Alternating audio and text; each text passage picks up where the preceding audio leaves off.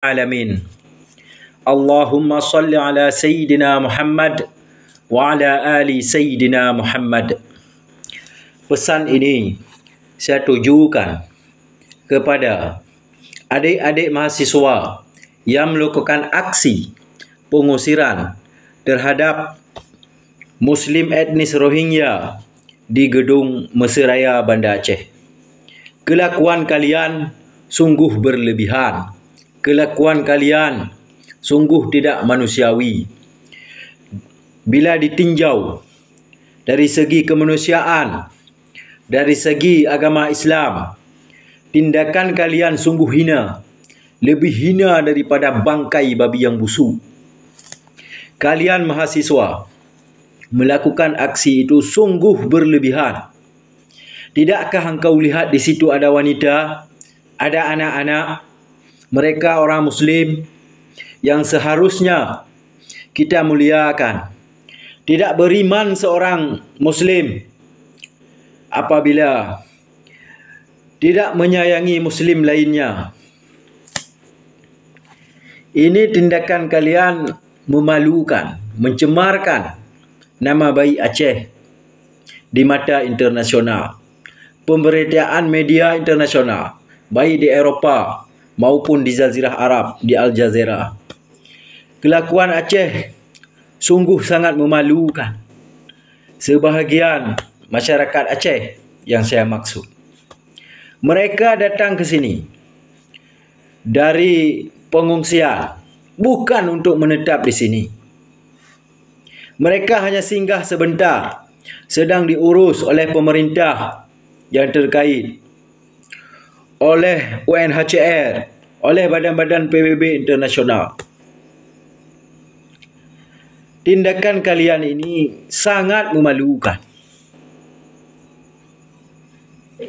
Kalian mahasiswa yang berdemo di DPRA, kemudian melakukan pengusiran langsung, sungguh sangat biadab. Lupakah kalian? Atau kalian tidak mengenal? Tidak pernah diceritakan oleh orang tua kalian, oleh sanak saudara kalian. 20 tahun yang lalu, 25 tahun yang lalu, orang Aceh itu lari dari perang, dari konflik berdarah di Aceh. Dari tahun 89 sampai 2005. Banyak orang kita yang lari ke Australia, lari ke Malaysia, lari ke belahan dunia lainnya untuk menyelamatkan nyawa, untuk mencari nafkah. Kemudian 2004, tsunami Aceh. Jutaan orang Aceh hidup dengan belas kasih para donatur, baik di dalam negeri maupun di luar negeri. Sekarang ketika hanya segelintir orang Rohingya datang untuk singgah, tidak minta makanan dari kamu, tidak minta minum dari kamu, tidak minta tempat tinggal dari kamu. Mereka cuma sedang diurus oleh pemerintah, oleh UNHCR, dan pengusiran terhadap etnis Rohingya itu sungguh sangat terlalu.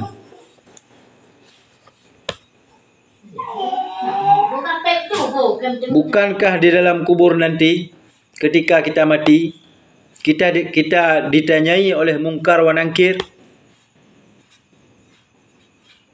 Man ikhwanuka? Apa yang kita jawab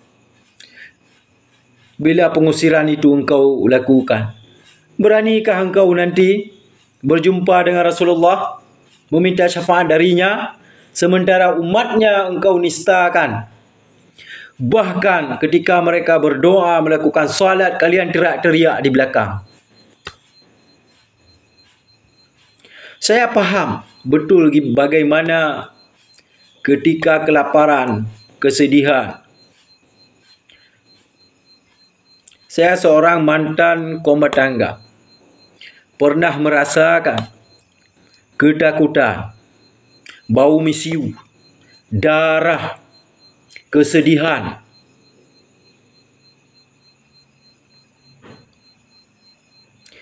pernah kehilangan sanak saudara, pernah kehilangan kawan karib, pernah berperang dengan bukan untuk mengungkit, pernah berperang dengan bermacam, bahkan pernah merasakan dibom dengan pesawat. Tolong pergunakan akal sehat kalian, pergunakan iman kalian. Dan bila pesan ini menyinggung kalian, saya tidak ingin kalian membalas dengan video macam seorang banci pecundang. Kalau kalian tersinggung, saya tantang kalian. Saya tantang kalian duel sampai mati. 1 lawan 1. Kita menggunakan keliwang sebagai tradisi para leluhur kita. Saya orang Cekeung. Saya anak laki-laki. Bila saya mati dalam membela Muslim, membela orang tertindas, saya berharap Allah memberi saya kesyahidan.